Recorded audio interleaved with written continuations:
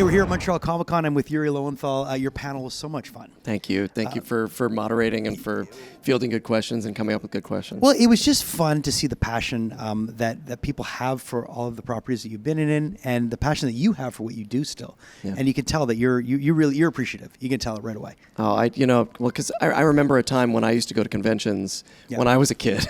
Yeah. And so, being here on the other side of the table is just a very weird feeling. But yeah, no, every day I wake up, it feels like a weird dream. I have kids that have played the Spider-Man games, and in their opinion, you're the best Spider-Man ever. Those are big words. Yeah, they've said words. You're the absolute best ever. When someone comes and says that to you, how does that feel?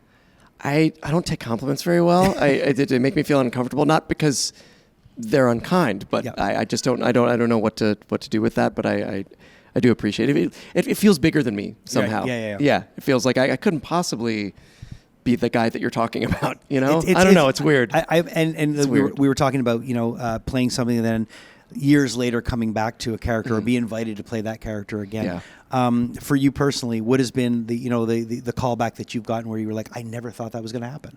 Oh, I mean, probably Simone from Gurren Lagann.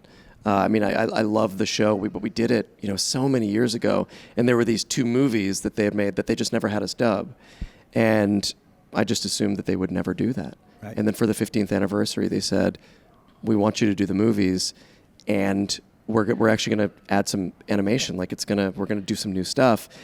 And my first reaction was, and they tried to get everybody back from the originals, which was amazing of them to even consider. But at first I was worried. I was like, that was 15 years ago. Can we still do it? Still do it, sure. That was a mistake, because the truth was everybody had 15 years to get even better at what they did than they were 15 years ago. So it was amazing to return to. And then when I got to see it in theaters, I had a son who was, he was with me sitting next to me. I just cried the whole time. The whole time. All right. Lastly, you're at a cabin and you've got a VCR, you've got a VHS tape. Which is the one John Carpenter movie you would not be able to live without? That you would have to watch over and over again.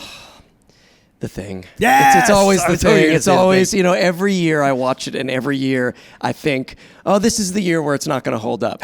And it just gets better every time. Yeah, and then you watch Escape from New York, and you're like, how am I going to choose between these two? Right, and then I'm like, Big Trouble in Little China. It cheers me up a little more than The Thing. But The Thing is a masterpiece. It literally is a masterpiece. It really is, and one of the greatest ensembles of all, in cinema history. 100%. You're going to be here all weekend? Yep, all weekend. Come meet him today. Yeah, and please. tomorrow. Please come. And Sunday. Please, otherwise I'll be lonely.